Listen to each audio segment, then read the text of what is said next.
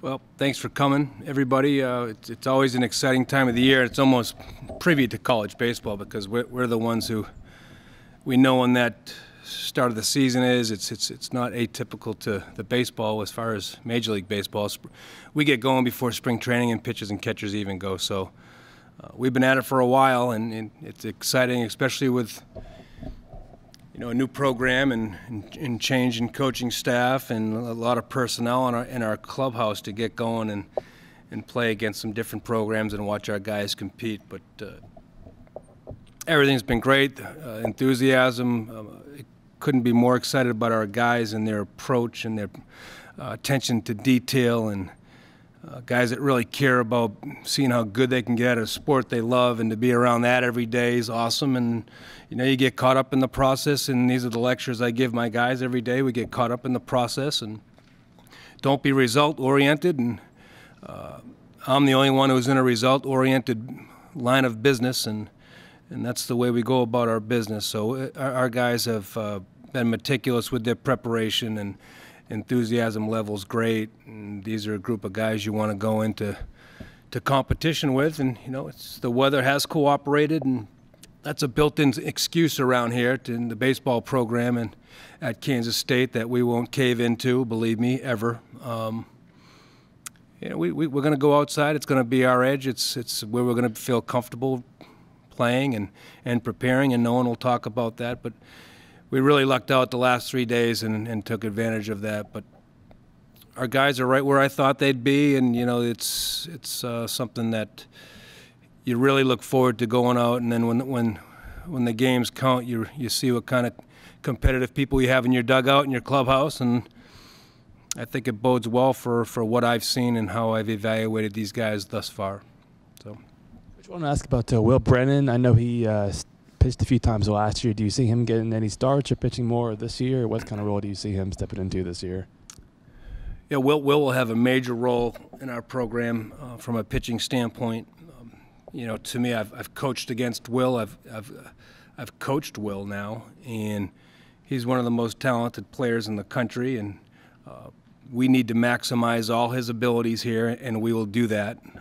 And if we were to open up next weekend, Will would play center field and hit leadoff for us on Friday, and then he would do the same on Saturday, and then he would start on Sunday on the mound for us. And it's my job to be real careful with him and protect the welfare of Will and his career, and minimize his throws, and that's what we'll do. We'll always err on the side of Will's career and his welfare, but Will's also a very unselfish kid that he'll do anything, for Kansas State baseball to win games, and that's just who he is, and he's gonna do a lot of things to help us win baseball games, and a majority of that will be on the mound.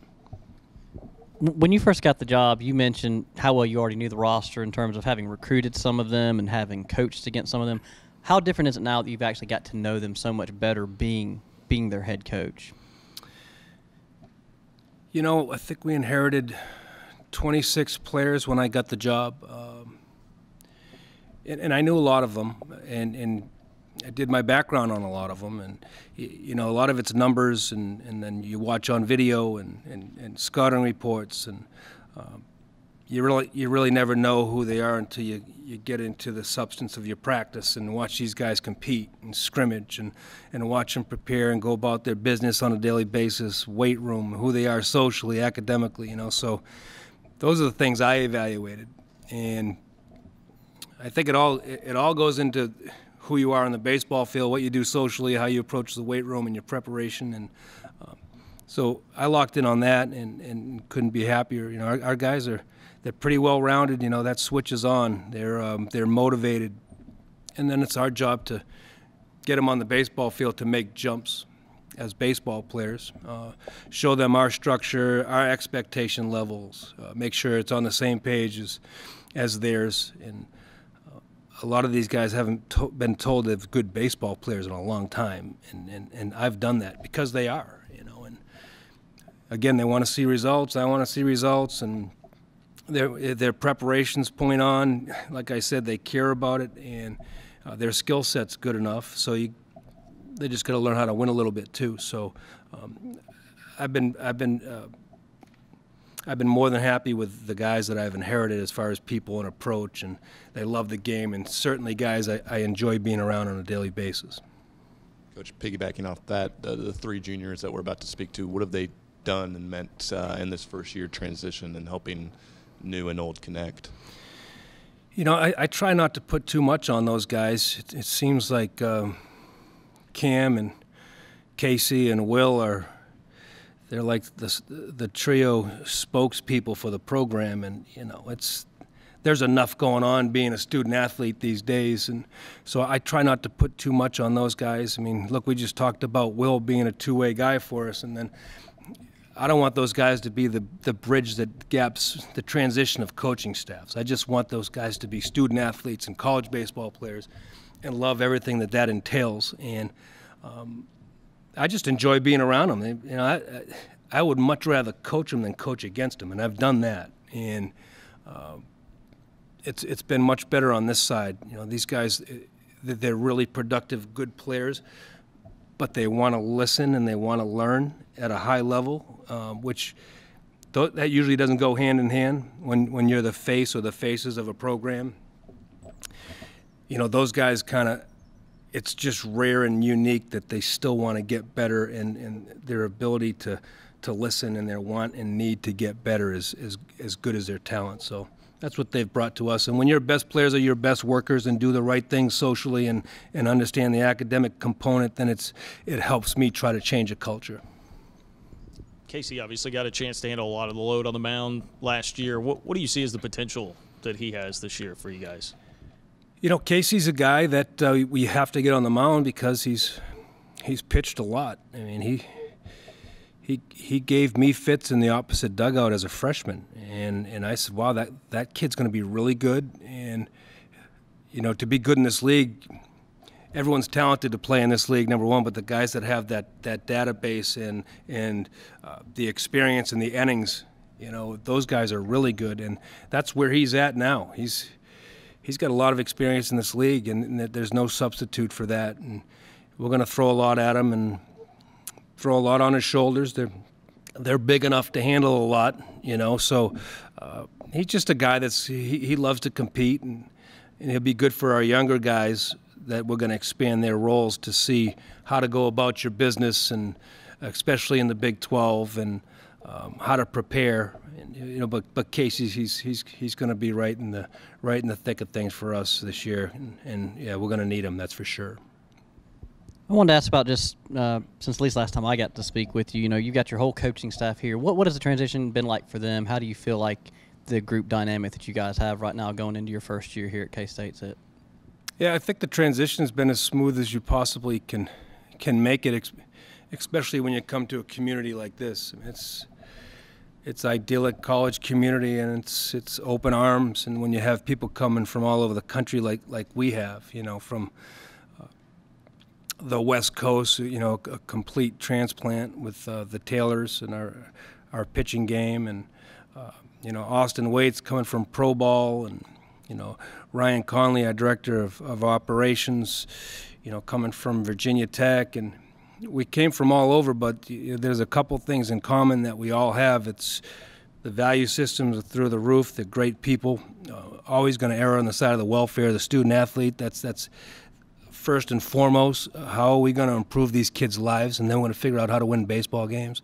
Enthusiasm, energy, that's who I hired, that's who we brought. So when you have those intangibles, transition anywhere, we just got lucky that it was Manhattan, Kansas, will be smooth. And we all have a common goal. We're all going to have these guys reach their potential in the sport of baseball and who they are as people and men, and they're going to graduate, and we're going to raise our families in a great place, and have a good time doing it, and work like crazy and try to outwork everybody that we're competing against. You inherited one left-handed pitcher, and I think you got 6 or 7 now. Just how important was that in the offseason to build that pitching staff a little more balanced? Yeah, you know, you look at baseball, usually you build championships through left-handed pitching and up the middle, you know, and we inherited one catcher. We were really, really thin up the middle defensively. So We did an amazing job from June 12th when we add 11 bodies to our roster, which you can't, it's unheard of to do that in college baseball. Recruiting, it's so accelerated, and it's done 2-3 years out, and to really hustle and to use your network to get kids that are of a high quality to fill those roster spots in those position of needs. I thought we've done a great job. So in this league at this level, you better match up from the 6th inning on, and you better have left-handed options, and you better have left-handed options starting the game and out of the bullpen to be able to match up and to win at this level in this league. And I think we've done that. We've added some guys, and you know, the previous staff did an outstanding job bringing in some young left-handed freshmen pitching that will help us out immediately. I don't want to let that go unstated. And you know, we're going to use everybody in our program that throws from that side in some capacity. That's how valuable it is. But yeah, you're right. You look at the roster and how it broke down, and immediate areas that need to be worked on and addressed was the catching situation was in dire straits, the middle of your infield and left-handed pitching, so depth of your bullpen. And, you know, it's pitching and defense that wins your games. We've focused solely on fundamentals and defensive play, and we think that can minimize the number of pitches thrown in a game, so we don't get exposed as far as not having depth in our bullpen. And at the same time, you're trying to develop guys to get better on the mound, and we think we have a pitching staff that does that, and a coaching staff that will allow us to maximize our pitching potential. Are you a coach that kind of uses things like the preseason poll and tries to motivate your guys with something like that throughout the year, or do you just completely toss it aside? And was there a preseason poll that was out there? Let me put it this way: it's always good to know what people are thinking about you, right? That's what I told our guys. But why wouldn't the poll go that way if you looked at it? You know, if you looked at how things finished, and my name's not on it, and I shouldn't even speak about last year. And it's a rule in our program that we don't speak about yesterday or last year. We just kind of move forward. But with what we lost, with what we have coming back, where we ended up last year, I see why the vote went that way, but I know it's a completely different team than it was last year, so the poll doesn't mean anything to me. And like I told our guys, I don't let anything negative motivate me. And I don't want our guys be motivated through anything negative. It's, you know, we try to motivate ourselves through something that's inspiring or somebody that's inspiring. And preseason polls usually, you know, they won't get us to where we need to go as far as motivation. But no, I probably would have voted the same way. But they don't know. We've changed our program. You know, the guys that are in it, we think have gotten better, and we've added 11 new guys to our program who we think are really good baseball players. And we've changed the culture a little bit. And we're just excited about the 2019 K-State baseball program and moving forward. So, no, I mean, that really, we talked about that for a little bit just because it's so in your face with social media and everything else, but it certainly didn't slow down our work days the last couple of days. Do you share any short-term or long-term expectations with the guys as a new coach, or do you just have them so focused on the, you know, daily improvement that that's where you want them? Yeah, we're kind of locked in on preparation right now and the process, and just holding ourselves to a high standard of how we work on a daily basis, you know. And but I want these guys to know they're good baseball players, and I don't know if they've been, like I said, they haven't been told that in a long time. I think they're good players. I've been at the highest levels. I've been in every league in the country, and these guys are good players. Their preparation's awesome, and good enough to have success. So let's just get caught up in working every day and holding each other accountable to a super high level. And then when you pick your head up, usually a lot of wins come with it. And that's what I've seen in the past in the programs that needed to be a little rejuvenated, and the cultures need to be flipped a little bit. But one day you just pick your head up after doing the right things every single day, and then you're winning a lot of games. But we break every day by saying win. You know, these guys, they dedicate a huge chunk of their life, man. It's all about winning. And we talk about relationships you have for a lifetime. All that stuff's great, but we're in it for the winning too. And these guys need to know they're good enough to win, and they are. You just don't know when it's going to happen. I don't put a timetable on it. There's a lot of pressure for those guys. I want to take all the pressure that's in our program as far as wins and losses. And they want to win. They're motivated that way, and they're going to pick their head up one day soon, and they're going to be winning baseball players. So that's the key. You said earlier that you're the only one that you want to be concerned with results. Like, you want to be result oriented, but that's like your job. It sounds like you are meaning. Is that just because you're a first year coach, or is that just the way you've always been as a coach? That's the way I've always approached it. I can't control a lot of things, and the only thing I can control is the people that I'm responsible for and how they go about their business, and whether it's the coaches or players, and I focus on our preparation, and I can't control our opponents. I can't control the umpires. I can't control the weather, but I can control the guys in our dugout and how they approach things every day. And as far as being result-oriented,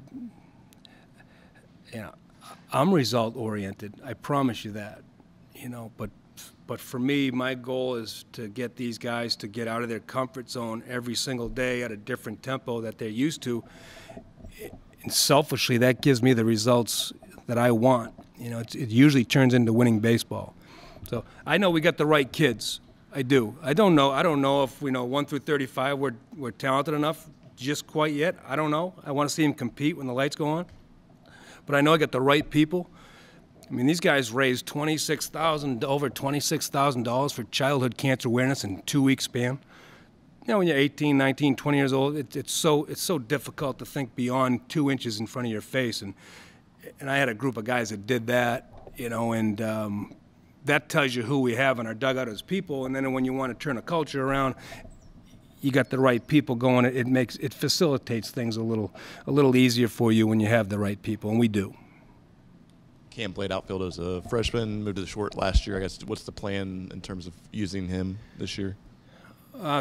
Cam's a pretty versatile guy. I think he's going to give us a lot of options to do that. I really want to minimize what we put on his plate defensively, because I just want him to have a great year offensively for us. And I think he can be a guy that can get hot from just me watching him. He'll get hot for 2-3 weeks span. He could carry a team. I think he's that talented. And I stick him at shortstop and to run in the middle of our defense. I think that'll take away from what I really think he can maximize his abilities to help us win, which is swinging the bat. So to answer your question, yeah, he'll play second base, and this gives us some flexibility and some lineups when Will comes in the pitches. Cam can go out in center field, and I remember watching him play as a freshman in the outfield. He could be a plus defender out there. So his versatility will help us and maximize our lineups and just give us a little bit of some different options lineup-wise for him going in and out. But I would say the majority of his time defensively will be at second base, and just let him hit for us and take a little bit off his plate. For you, how exciting is it every day to see these ongoing renovations to Taunton and kind of what that means for the future of this program? Any time that your boss and your department and your university feels that your program's worthy of investing in, it's exciting. That's what brought me here. And Gene Taylor is few and far between in this profession. He knows exactly where his baseball program is. He knows exactly how wide the gap is, and he knows exactly how to close the gap. And this day and age, it's in facilities, and it's investing in your program. And, with that, helps us become more of a player in the recruiting market, because if I'm a dad who has children that want to play college baseball, and I want to see how invested that university is in my son's future as a baseball player, because that's important to him. And so that's what people see in the recruiting market and in the region now, that, hey, Kansas State wants to be really good in baseball again, and they're going to invest in that. To be able to recruit with that every day has been a luxury. And so we got the newness of a staff. We got I hired young, high-energy guys to go out and recruit and sell this university and this community and the investment in baseball. So, you know, you tag those things together in the recruiting market. It helps us get involved with players and families that I don't know if they've been involved with in the past few years. But we're involved with the right guys because of that, and it's all because of investment in the university and from a department and in your program. You mentioned Casey and Will as starting pitchers. How much of a feel do you have for who else would be involved there to be a starter for you? You know, it's an ongoing battle right now, so it's kind of critical as we get down here the last 7 to 10 days before we open up. And Jordan Wicks, a freshman left-hander from Arkansas, will definitely play into that. And you know, we got about 4 or 5 guys really battling for those rotation spots, and you know, some guys that were pivotal guys in the bullpen. Maybe I've evaluated differently and want to extend them, but it's the age-old question: where do you put your more talented pitchers? Do you put them in the starting rotation, or do you put them in the bullpen? Sometimes you never get to the guy in the bullpen because the game's over because you're starting pitching. So then you have a quality start. You see that kid once a week, and you got no one to close out the game for you. So what's the solution to that? Recruiting depth, and right. So you have options from the 6th inning on and have good starting pitching. And I think we can get there. You know, I always say the number 8. If you have 8 guys who can win for you at this level at the Big 12. I think you can be creative without wearing guys out in the bullpen, where I think 8 quality guys can help you and help you win in this league. And we're just trying to figure out what that 8 is right now before we get. And you know, we may know it at the end before we get to California. We may know it when we come back, because when the lights go on and the scoreboard on and it's for keeps, sometimes guys emerge and sometimes guys take a couple steps back.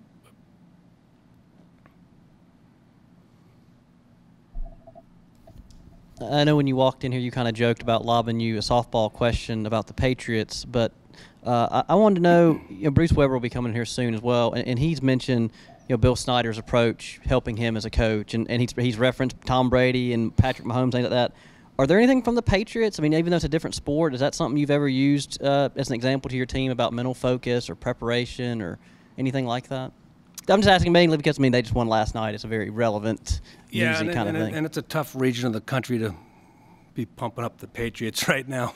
You know, I had the Chiefs winning, for whatever that means, right? So I'm wrong there too, right? You just look at someone that can do something at a high level that long. You should look at that. We all should. It just doesn't happen anymore. And you completely turn over a roster and you still win at that level. You know, I just think, you know, Coach Belichick's always talking about hiring team-first guys. He wants to fill his clubhouse with team-first guys who have a high football acumen, who love the game of football, and then 4th, talented guys. You'd think it'd be the other way around, because it's fleeting when you bring in these talented guys who aren't very smart to make all the adjustments of the NFL, right? Who don't love the game, who can pay the price like Brady does at 41 years old. His life's consumed with it. Those guys lose games for you. So I always thought that was interesting. So then when I put together a recruiting model, you know, I want solid citizens. I want kids who are intelligent, that can understand the academic component, so I'm not babysitting academically, so I can talk about going to Omaha every day rather than academic problems. You know, and then super talented guys and high character guys. That's who I try to fill my clubhouse with.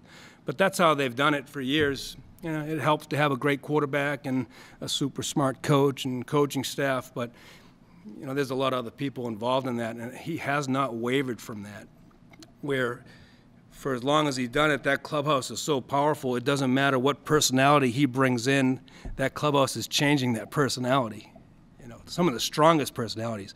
You know, look at Randy Moss, right?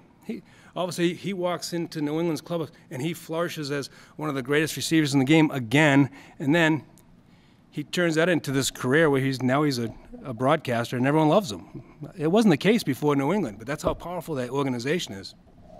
But to talk about Coach Weber, and I talked about this to our team, I said, how many 5-star recruits do we have in our dugout? Whatever that means, right? There's none. Okay, great. I said, how many? I said, I don't know college basketball. Right? All I do is I go to a school and I root for that team because I have the same colors they have on, and easy team to root for here. That's for sure. I said, how many 5-star recruits do we have in our basketball program? And our guys know, and they said, none. I said, okay, well, that for a lot of reasons, right? For a lot of reasons, but that's who we are. So I just watch games, and we got a bunch of non-5-star recruits on our court, and then, you know, they talk about that loose ball, the 50-50 ball. How many times do we win that? I know nothing about basketball. I know Larry Bird was one of the greatest ever, and I got to watch him too. That's all I know, okay?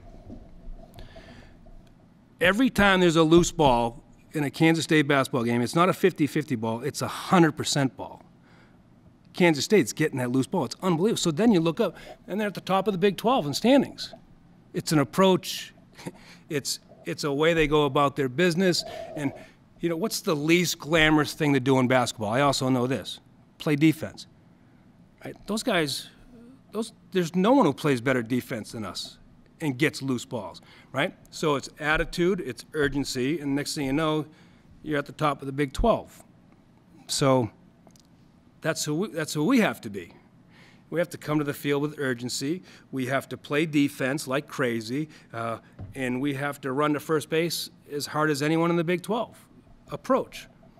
So I learn a lot from the people I'm around, and we've got some really good ones here. And I was lucky to be on the same staff with Coach Snyder, Hall of Famer, legend for, even it was just for a fall. I can say I did that. But yeah, you better pick your head up and look what's around you, and especially the people that have had success around here. And believe me, I study their rosters, how they're doing it, because I'm trying to do the same thing.